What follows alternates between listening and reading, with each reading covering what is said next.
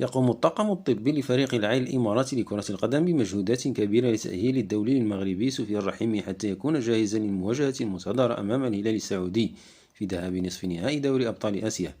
وبات رحيمي جاهزا بنسبة كبيرة للمشاركة في هذه المواجهة الكبيرة، حيث يعمل الطاقم الطبي على تأهيله بشتى الوسائل بالنظر لقيمته الكبيرة في الخط الهجومي للفريق. كما يعمل الطاقم التقني للفريق الإماراتي على تأهيل رحيمي بدنيا بتدريب خاصة داخل القاعة، إضافة إلى تدريباته مع المجموعة ليكون في أتم الجاهزية لهذه المباراة الحاسمة.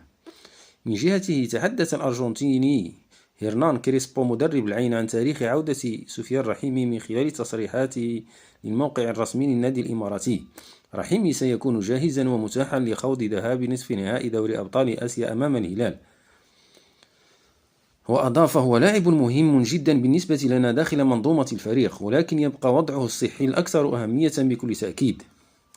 يشار إلى أن مباراة ذهاب نصف نهائي دوري أبطال آسيا بين العين الإماراتي وضيفه الهلال السعودي ستكون يوم الثلاثاء المقبل، على أن يجرى الإياب يوم 23 من أبريل الجاري.